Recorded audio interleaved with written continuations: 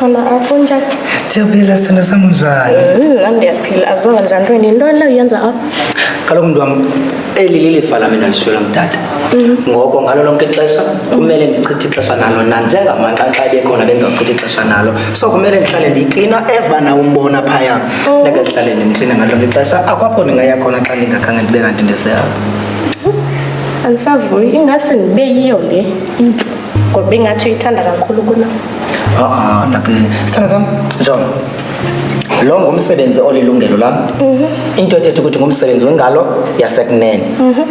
Ngaphandle koko wena ungaphe kunxele. Akho nanto ninakulinganiswa nothando endinalo for wena. Wena ungowam, mna ndingowakho. Awuzisikele inqatheni xa usithi James wam. Iyo. Andakuthanda ke ngoku xa usitsho kanjalo. Iyohlala ngowam nanini na. Ndiyabulela, nam ndiyakuthanda. Ndakubona lapha sithando sam ubekwa yintoni apha kodwa? So there has to be a reason for ndibone umntu wam. No, sithando sam, you don't need a reason eyokuba uze kum uzondibona, okay? But then xa ndikubona iyachulumance intliziyo yam kuxhele xhukwana kungangaphekwe enye ngomhluzi wenye koko konyanzeleke nanjengendoda enenkathalo kuthando lwayo ndikubuze mntu wami into okokubana ingaba akukho nto na mhlawumbi ikubilisileyo ebangela into yobana udeske kodwa ke loo nto ayikhwanqisa into ndiyakwamkela uyayazi loo nto leyo ngalelo ngexesha khona i-assignment efuna endiyenzile so bengicela uncedo lwakho funa uyondibona endlini. Ndiyakuva sithando sam koko nje ndisendigubhe ndikwantye ndoyike okokubana mhlawumbi loo nto ayinakundifaka bungozini na ngoba thina amaXhosa siyahlonipha. Ndingeke ndikubizele ubungozi ndibe ndisazi uba inobungozi into endizayenza. Into endifuna undenzele yona qha kukundenzela i-assignment nalapho endlini ndindedwa so kufanele nje siziphathe kakuhle then after sigqibile sizawuphuma engekabuyi umnikazi wethu. Your wish is my command, my queen. That's Thank you. Fair and legit.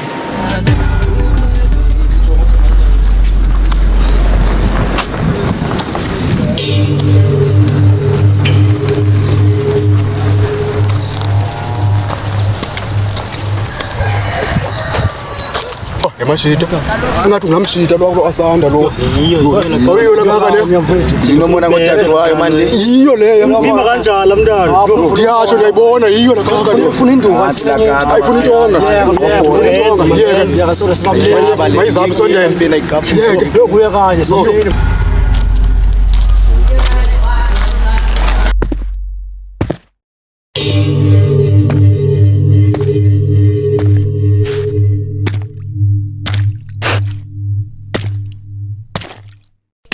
Metal.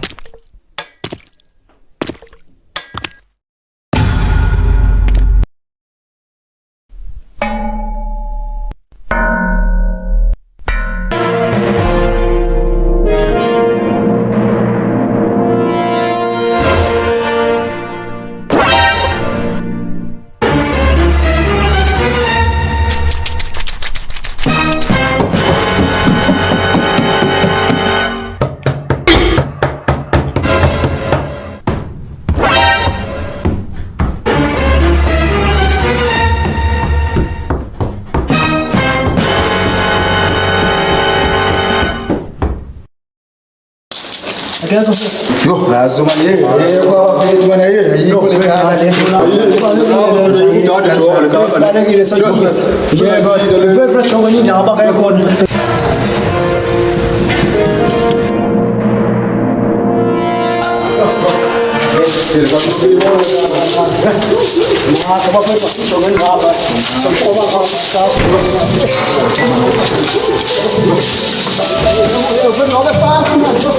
Niye kenzala Nkosi la. Sizithole nje. Siyile manje.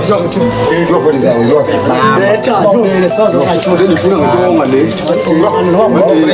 Uza qala kaka leyo. Lokutshana bangavela sadla ndibam asayithola Sesithi ngificile senisihambile. Ha siyafaya kakhulu esibaleka lentwana. Yebo sizithole ngayo. Sizithola mntwana. Ngone semandleni yamaphisa.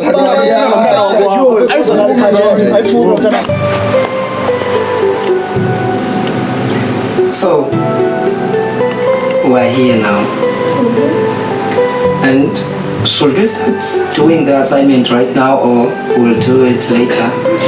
I think later because utata another person, so let's take it easy. Let me pour something for you. Okay, love. Okay. While usahamba manje bengijonga isithisha bengasibukela.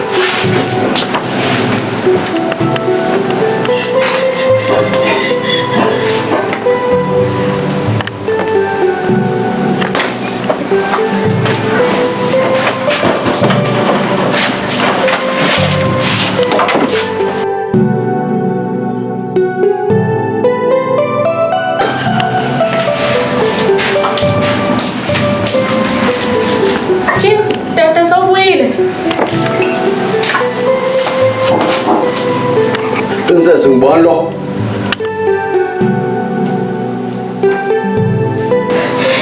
Tata, yichomi yami. James.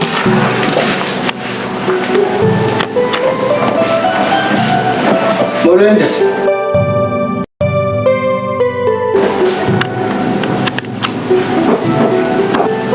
Princess ngibani lo?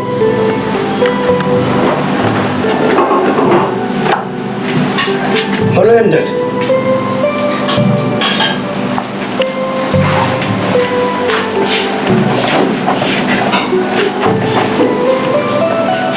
Inoba yile nto bandihamba ngenyawo mhlawumbi le nto ngandibulisiyo ndokubulisa tata. Oh. Okay. Hayi ke kulungile. Mhlawumbi le nto ndibonakala ngathi ndiphuwa bani. Le nto ungavumiyo ndibulisa. Kodwa ke kulungile.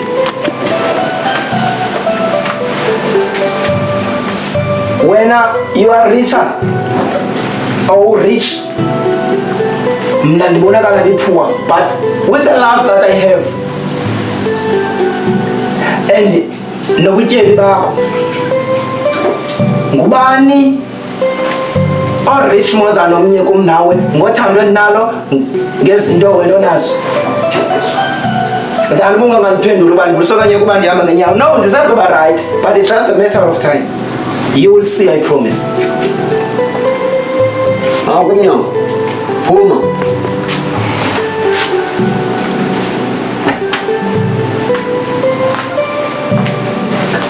Hayi kulungile kodwa ke noba ndiyahamba. Kodwa yena angeke ukwazi ukundisusa kuye. Ungeke ukwazi ukumsusa futhi kum.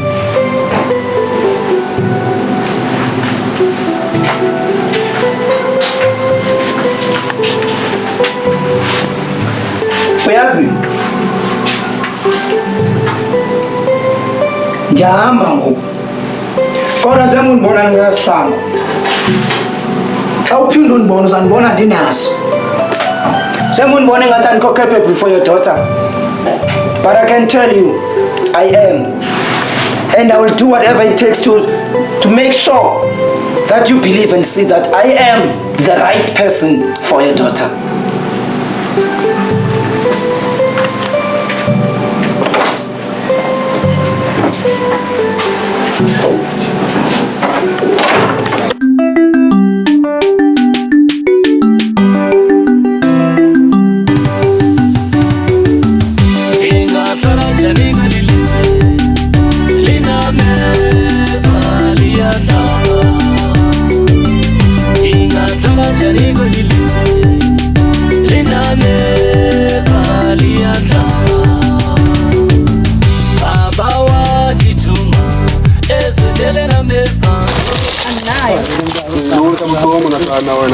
Ngibona kama kwanza ke sokuzekuni. Asithoma mfethu intoni ngo? Rand mfethu. 2 rand ka. Hayibo yintoni? 10. Yima ke ngokuba nje shop ngicaba nje kuni. Angona ifuna kulo mntu enifundisile manje. Ndithi anizuyivo kuyabojonga nani kodwa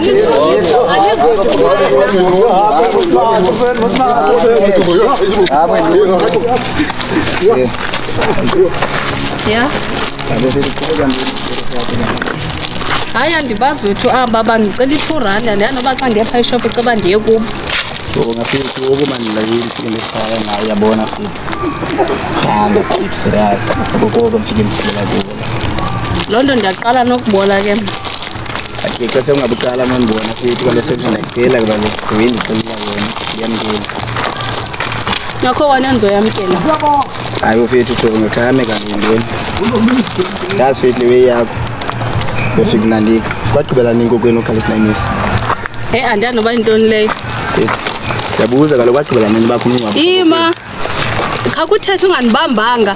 Undisusa kwaba kanti uyazazi ufuna uthetha into ithethayo. Sendiphendule suthetha uhamba nawe ndiyathetha musi. Kwagqibela ninkokwenu bakho umncwabo. Andazi ucinga uthini? Okanye ibuziswa intoni loo nto? Yabona lewe yakho fika uspeede. Uzibuze napha kubhuti wakho fethu uzobulalisa ubhuti wakho ngale we yenzayo. Kwasa wena uzusinda ngale nto yenzayo. Ubhuti wakho fethu uzawubhoda le nto yenzayo. Uzofika ubuze napha kuyi. Yeah ke mhlola. Ngaba sidalwe ngubani lo nto? Sho fethu uzawuvonela. Oh fethu uvaye ngaloo ndlela but uyazi le nto ndiyithethayo uxelele fika uyibuze ngaphambili. Kubo bonke abantu ntombam ukhethe lo mntu uhambacaza ngenyawo. Ketana tata ungambona nje engcambaza ngeenyawo. Ayikho kuthetha kwakhe oke. Mandithi mhlambi kukothuka. Because kwangoku abendimcela uba azoncedisa ngeassignment ebengavumanga kakuhle. Because ndimcelile wandibuza abekhona abantu abadala endlini. Ndamxelela bana abekho. Uze apha kungenxa yam ebezondincedisa ngeassignment. Inhliziyo yakhe intle tata nawe ungambona. Uyamthanda umuntu. Uyakwazi ukumnakekela umuntu. Umbona nje andazi uba ndiyacacisa kanjani. Ngokwamava endinawo umntanam nendlela endimkhulise ngayo akakufanelanga lo mntu. Yini tata? Ubungeneke uzame mhlambi umnikeze ichance umbone uba ngumntu onjani. Nje ixeshana noba lidala. Uhayi nguhayi ntombi yam. Kungenjalo kofuneka ukhethile phakathi kwam naye. Ketana tata akukho nto ndiyilibeleyo. Kunjalo nje nemithetho yakho ndisayibambile. Kunjengalo uthi hlonipha uyihlo nenyoko ukuze imihla yakho ibuye emhlabeni. Lowo mthetho ndisawubambile ngoba unomvuzo phakathi. Asoze ndilibale tata.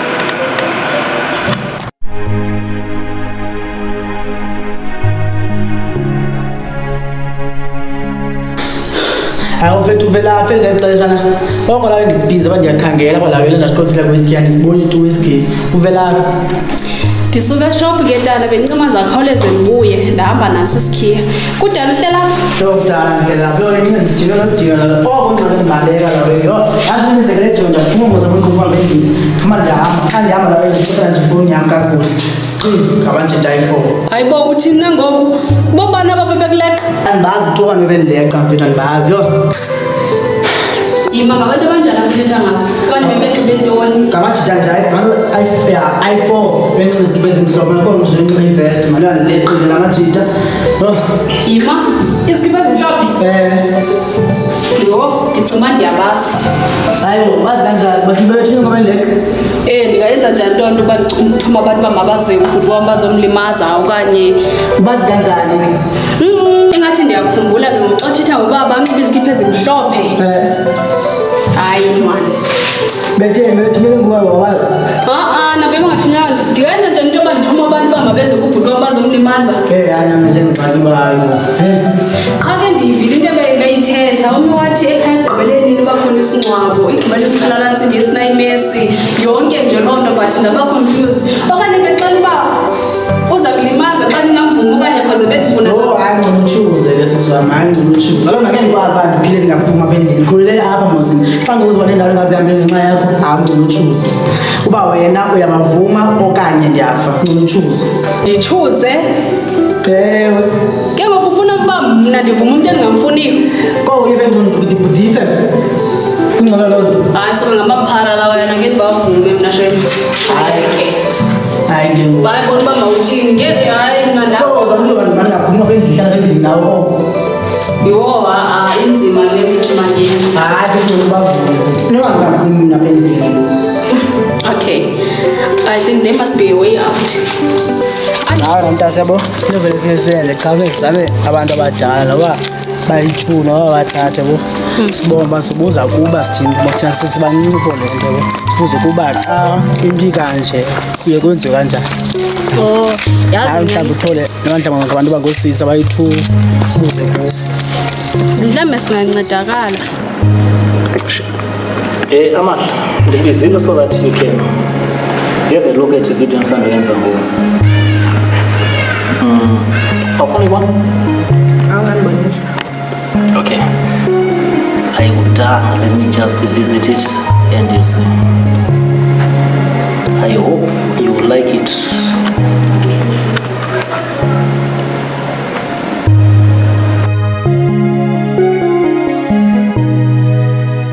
Son of Africa.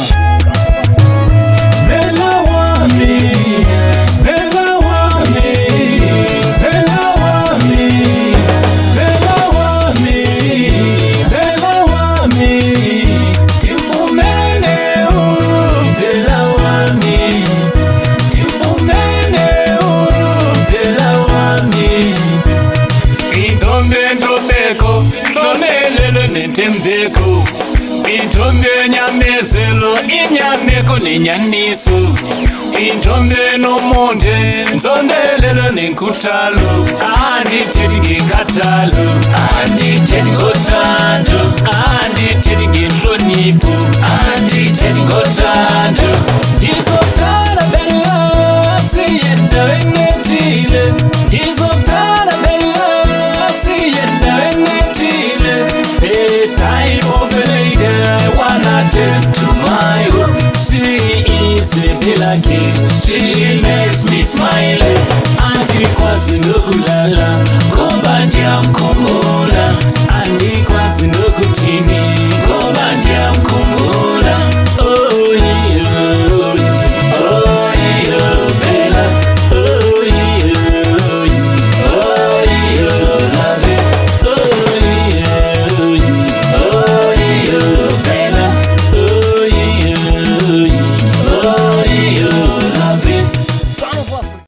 So, uyibone njani? You're right yona shame, but it sounds too personal. Ngumntu wakho lo kanye? It's just acting. Ke uke na umntu wakhe xa ebona le nto akabe nangxaki. Through socializing and researching, I came to notice that bake babe ne-problem abantu aba-involved kwi-actors because it's just like acting njengezinye izinto ozibukela i-TV. But ke umsebenzi it's just acting this one even though it sounds personal. Kwasoloko usenza le nto oko ayibona uba le nto ichithela ixesha wena bhuti. Le nto isangenisela imali le kanje ngakuqala ayikwenzela ikwanto. You know what? I don't live in a culture where money is a religion. I don't worship it. Ndiyakuva kwa sithi ayisangenisi into. But that doesn't matter. I live it. So andikwazi uyeka. You can take music out of me, but you cannot take me out of music. That's my life. That's who I am. Whether it pays or not, I can't change anything about it. So ngicela uba uzoqhubeka nale nto ingenavili. Mna babe ndinguweshembe ndikucebisa uba uvele uyeke le nto ufumane umsebenzi uhambe uyofuna umsebenzi orayithi ozokuzela imali. Okay, I respect your thinking, knowing that we vary as per person to person. But for me, ingenisi ingangenisiyo is part of me. which I'll always be like that for as long as I shall live. Yo babe ndinguwe mna shambe ndizayiyeka mna le nto. But ke uba uyibona ngathi right for wena le ndlela onxelela ngayo, hayi ungaqhubeka shambe nento yakho. Anyway, ividiyo yakho ibimnandi. Good luck.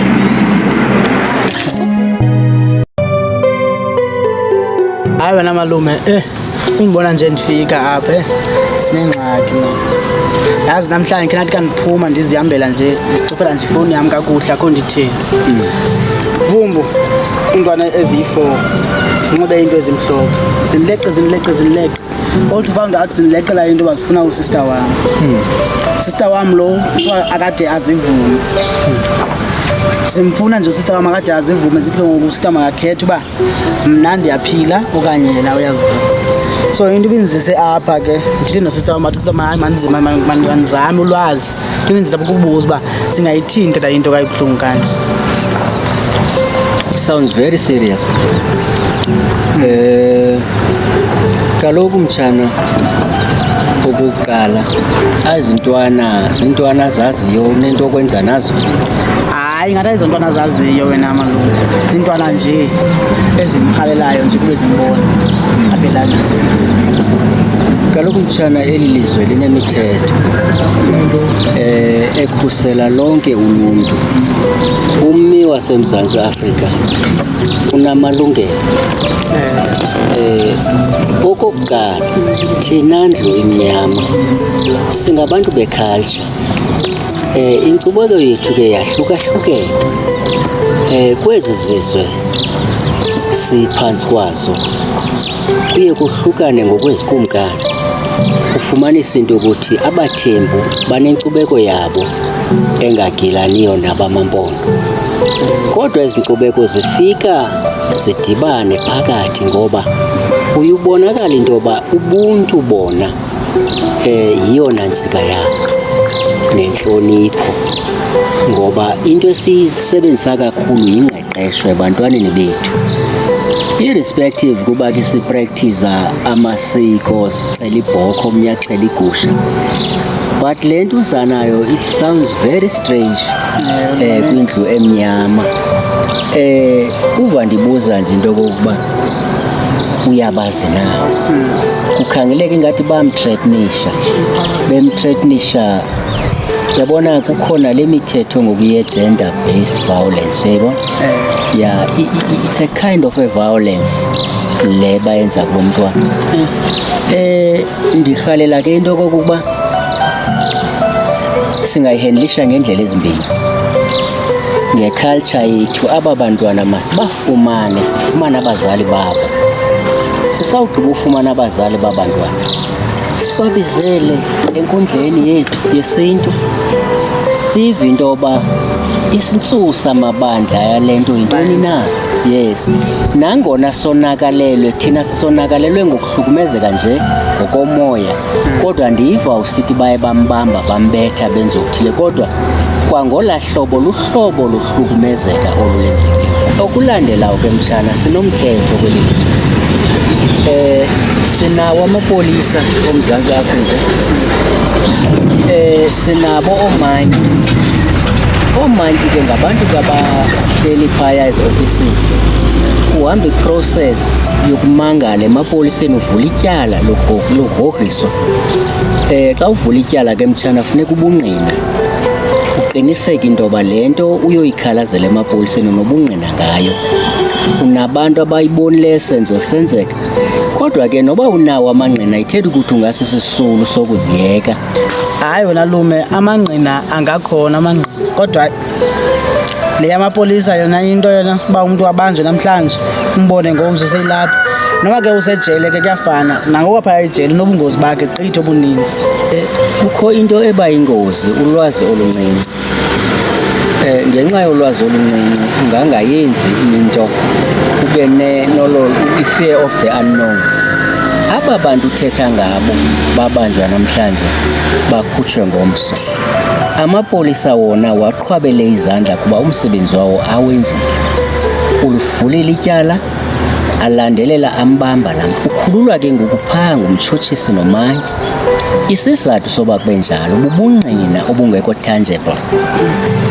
Xa usithi kule meko okanye kule nyewe unabo ubungqina, sukuba namadolo awiki kuloo nto. Umntu ngokarhulumente, nanku umzekelo ndikwenzela. Kuyenzeka ekuhlaleni njengoba sihleli apho okanye siphangela sihamba, kubekho umzimba ocholwayo udunduluzile esithubeni ongazoba ngokabani na. Umntu wokuqala obizwayo kuloo mzimba ngurhulumente, amapolisa wakhe. La mapolisa ke ngokuthi wena unathemba kuwo, ngabantu bokuqala ufike bathathe la mzimba uye ku-forensic, ube sewungakwazi uncwatywa la mzimba kuba ungaziwa ngurhulumente othatha uxanduva kuloo. La mabanjwa utha dangerous angaphakathi isengenzeka uba yile corruption yeli lizwe ufumanisa into yoba bekubanjwe usozigidi othile unyetyeleziswa ii-cellphones. Akulahlwa mbeleko ngawufelwa mtshana. Masiqhubeke kodwa masiqale kule nyewe yokokuba masikhangele la makhaya abantwana abakuhlukumezayo nodade wenu. Okokuba banabazali sizawubhenela emthethweni. Into esingenawuyenza mtshana ndiyakuqinisekisa kukuthabathela umthetho ezandleni zethu. Ukuthabathela umthetho ezandleni zethu yi-last option. Xa sesincamile urhulumente masimnike indima yakhe ayidlale. Izawusenelisa loo nto futhi iza kusikelela. Iyakhangela i-age yakho engaka, uzawuphetha une-criminal record. Lume ngaba ndiyaqhatha okanye ndiyaphosisa kanti nothi andivanga andivile yonke into. Iva ke mntakadade wethu, unethamsanqa okuze kumna lo mcimbi. Ndithatha ke ngoku inxaxheba enkulu yokokuba ndiyazivolontiya nahamba uyondikhangelela amakhaya abantwana ukuthi bahlala phi na. Ndizawuthumela i-delegation ezawuya phaya kula makhaya. Ndifuna ukuhlanganisa amehlo nabantwana nabazali baba bantwana. Khawulezeke mtshana kungatshoni ilanga loo nto ingenzekanga. Ndiyamhlalela ke nomdade wakho uze naye ndizowuqokelela ubungqina nam ndithi xa ndihleli naba bazali ndingabe ndingabaza. Inkosi ke mtshana. Hayi hamba ndiyeqe phaa ndixelele nomdade uba ndidibene nawo. Uhambe kakuhle ke mtshana. Aba ngazo zozibini. Inkosi mtshana.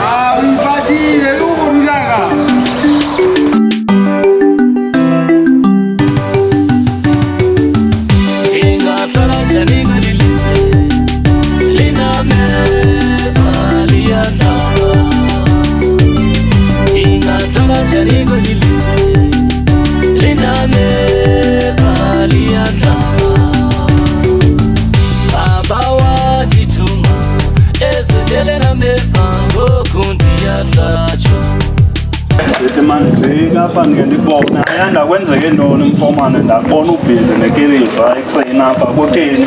Hayi wena meza esikiliva ezi sokusuka zii-breaks mani lekiliva mani ayibreaki tu. Kutheni nango zandayiva le ikiliva kanti nee-breaks nango ayandako ayazi ukuthethani nango. Hayi ikiliva nee-breaks na ikiliva wena. Hayi ikiliva kaloku andikabi nayo, usabona nam ndisazama wena makhelwane izinto azikho. Yiyo le nto ndibuza uba ii-breaks zekiliva ziba ndawoni uba ndizazi. Hayi wena meza uba xa unekiliva usuzazi ii-breaks uba ziba ndawoni. Thetha isitulo phaa meza ungathume ngeenyawo mani. Danki meza, ndabulela meza khawuze nazo. Ayazi.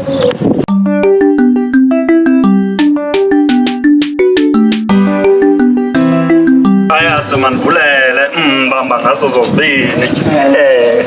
Imbeko leyo. Meze. Uthi mawuzondikhomba. Wemeza mani ndithe xa ndivayo uba kuthiwa kunento kuyakwehlela apha entsukwini ndaqonda uba kaloku ngumakhelwane ingxaki yakho yingxaki yam, mandizova ngawe ndingayiva apha esitratweni ebantwini. Le nto yento bezindileqa. Wemeza kuthiwa yeyi ubaleke kakhulu. Ndibalekile phaa meza hayi kuya ndasinda ndaya kumalume abaphezulu ndathetha naye umalume wathi umalume hayi uzobizela amapolisa la bafana. Wemeza wena wathini ke ngoku? Hayi zobiza amapolisa ndizobakhangela abafana ndibiza amapolisa ndiwasepha kumalume wabo.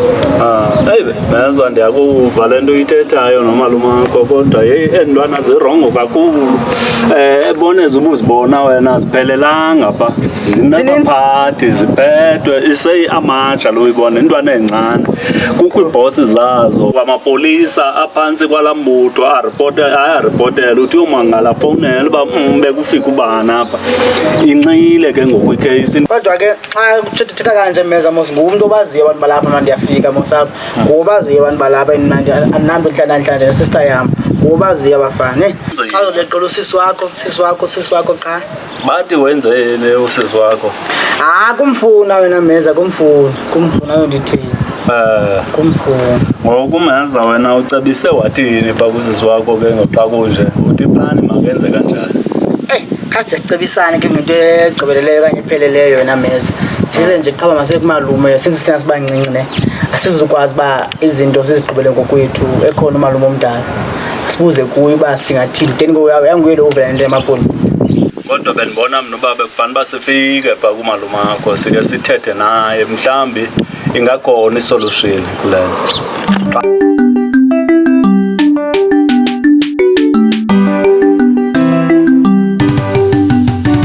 There are two parties.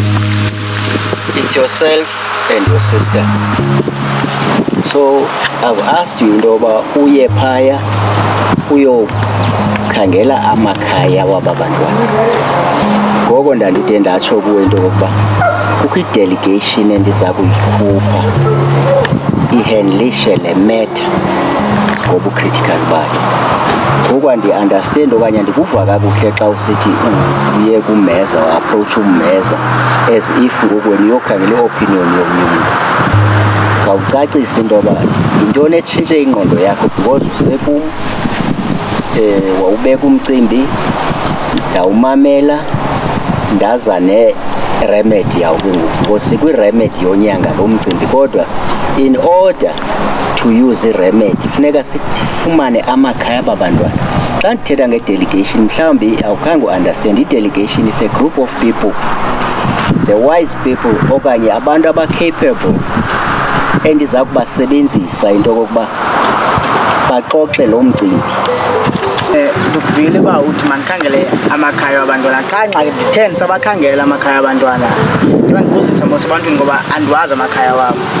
Ndithe kandibuza umeza wavela nenye into yiyo le nto ndithethe ndamzisa apha kuwe nalume uba makazothetha le nto beyithetha apha kuwe. Into endiyibonileyo kuwe nomtshanakho ndibona uba nifuna uzifaka kumlilo ngumlilo omkhulu kakhulu lo nifuna uzifaka kuwo xa nithi nileqa amakhwenkwe. Ayisengawo namakhwenkwe ntwana sezirongo kakhulu. Uhlala kubasiwa apho zikhoyo ngonyathela nobe senitshile bendithi mandinilumkise enzela uba nithi noba niya phambili nibe niyazi uba nijongana ngantoni kuba azihambi zodwa umkhosi lamakhwenkwe la. Looking at your age, we-middle age, ndicinga ukuthi noko ungumntu omdala. Apha sikho seBotswana, asikho seNigeria. Umhlaba waseMzantsi Afrika sinamalungelo njengoba nekati nelungelo layo, kodwa ngaphezu koko sinomthetho. Apha ke njengoba sizinhlanga ezahlukileyo sinamasiko nezithethe, sinabaphathi kwezi authorities njengoba ndithetha ngorhulumente sinazo nekumkani sikwi-traditional community apha njengoba ubona uba siluhlanga lomnyama. Asinawuze singcangcazeliswe ile ntetho uzanayo. Ndiyayibulela nje wona umbono omnikile umtshana xa umtshana eleqwa. Uba uthi kuzawubakho umlilo ingaba ngumlilo ibe ngamanzi ibe ngumoya, the most three dangerous things ongenawukwazi uzikhontrola. Xa sizathu xa silandela umonakalo owenziwa kubantwana bam sifumana umlilo uyawucinywa ngamanzi umlilo. Suba nexhala lento kokuba kukho igroup okanye isyndicate yootsotsi okanye yezigebenga esinomangayo sizawuapproacha umthetho isabi sohlula. Into esifuna ukube ndiyiyaleze umtshana wam kuba akhangela abantwana bahlala phi na kukho i-delegation ezawuphatha lo mcimbi ngobunono. Into esingayifuna ukuthathela umthetho ezandleni zethu. Hayi ke uyavakala wena malume bendithi mna mandize ndizolumkisa ngomeza lo nawe ngoba andifuni ukulahlekelwa nini. Kuba izinto ezenzekayo apha sithetha ngengcinga ezingene yonke lo mhlaba i-department bakhona kuzo. Nditsho namapolisa la sithetha ngawo bakhona basebenzisana nawo. Kwa-traditional affairs bakhona bazilida aba bantu aba. Nomlilo ndithetha ngawo umlilo njalo kuba kaloku yonke indawo bakhona. Mmelwana, ndibona ingathi ulegless imilenze yakho iyangcangcazela. Bendishilo kuqalekini ndathi kweli lizwe sinomthetho sinamalungelo. Ndifuna ke ngoku ibonakale mhlophe nasexhegweni nasexhegwazaneni into kokuba apha sidalwe nguThixo sizawuphila futhi. Asizungcangcazeliswa i-corruption. I-corruption kuthetha ngayo ndi-awe ngayo. Ungangcangcazela nje wena ingathi lilizwe lonke line-corruption. Igrupana nje i-syndicate ethile ezikhethele otshomi bawo abasemagunyeni benza umthetho gwenxa. Sizawuyithatha le nyewe bantwana bahle siyise kwilevel ephezulu yokutyhila nengqondo zabantu. Ngoba ngoku apha kule nto ibuhlungu isahlela wena kunezinto ezisawunda njengengathi zi-threats okanye uyarhana bakho abantu abalahlekayo. Njengoba bendithe kuwe sinomthetho umntu ngokarhulumente uzalwa kumntu uregistrarishwa phi e-Home Affairs kwi-office zikarhulumente. Ukulahleka komntu uripotwa phi kwisebe lamapolisa njengomntu olahlekileyo. Umthetho usebenzise i-resources zawo kukhangelwe umntu phantsi kwamanzi naphantsi kwelitye afumaneke. Xa uthetha ngabantu abanyamaleleyo andikufumanisi kakuhle into yoba umthetho awe ngabo bantu balahlekileyo balahle kanjani kwaze kwathini. Kodwa ke siya phambile nalo mcimbi. Akukho group yabantu ezawunyalasa phakathi kwabantwana bethu. Ngoku uba bekuvinxwe kuwe ebusuku buzawuthini buzawuvela uphumle wonwabe kuba uthi khumlilo kule ndawo. Asinawuyinyamezela loo. Sizawuhamba siye kurhulumente onke amasebe karhulumente sizawa-engage. Njengoba bendithethe nge-delegation bendithetha ibandla elityebileyo eliza kuyiphica le naliti libeke phi esibaneni. Abantwana beli lizwe funeka bonwabe. Abazikhethele ubundlobongela funeka babheke entolongweni. Ayavakala amazwi akho. Njengoba usitsho sithi ndiyangcangcazela nyhani ukungcangcazela. Hayi ndiyangcangcazela kuba kaloku ndiyazi imeko yeli lizwe. Kodwa mna le nto uyithethayo uba bekuthiwa bendigqekezele bendiyovuka ndiyiyeke. Mna bendizohamba ndiye kula madoda la ezizigebenga ndiyojoyina kuzo ndiyokhala kuzo ukwenzela ukuthi ndifumane uncedo. Kuba kaloku urhulumente walapha uyahamba uyoripota ungaboni nasolution yaloo nto ubuyele uske ushiye kuzisola. Yiyo ke loo nto ndithi ezam izandla mna lume ndihlambile ukuba bendithi ndiyacebisa. Kodwa ke nini uba ngaba nisaqhubeka nomthetho kukuna ndinivalele andithi futhi abanojoyina kula madoda. Yenzani ngokubona kwenu? Hayi ke makhelwane, siyakuva ukuthethayo kodwa akuhlali ezindlebeni zethu. Thina sazalelwa kweli lizwe phantsi komthetho. Lo mbuso uxela ukungcangcazela isawundi yaqonda uba unoba uyafika. Asazani nawo asiqhelananga nawo thina futhi ayizukwenzeka loo. Soze siyojoyina zigebenga thina. Into esizawuyenza sizawuzikhupha phantsi kwetafile. Ngokwasebhayibhileni andazi noba ungumntu okhonzayo. Kukho umFilisti apha wayenyalasa ehlambalaza imibutho kaThixo okanye imikhosi kaThixo. Wabulawa yinkwenkwanyana ngelizwi likaThixo. Uba urhulumente uyasifeyila, amakhosi asifeyila, amandla wethu sawabhekisa kuThixo, sizayinqoba le nto, asinawuyinyamezela le nto kweli lizwe. Wena ke uyusawunda ingathi umzi wakho uyawuhlala kabuhlungu naphakade xa uniwe uleqa umoni uyomenzela itheko loba wenze kakuhle apha siseta umzekelo ngoba sijonge ifuture ngibona ngosibadala funeka sishiye ilizwe libambene lenjenje sikhuthaze umanyano laa nto kuthiwa yi-neighborhood watch abamelwana benjenje asinaba nabamelwana abazawuqhekela enje sinabamelwana abazawukhusela sesipilele kobandayo abantwana bethu funeka bayifumane ihamoni nolonwabo phezu kwelizwe so nje siphume nami nomeza awu azande yona loo nto ndithethe naye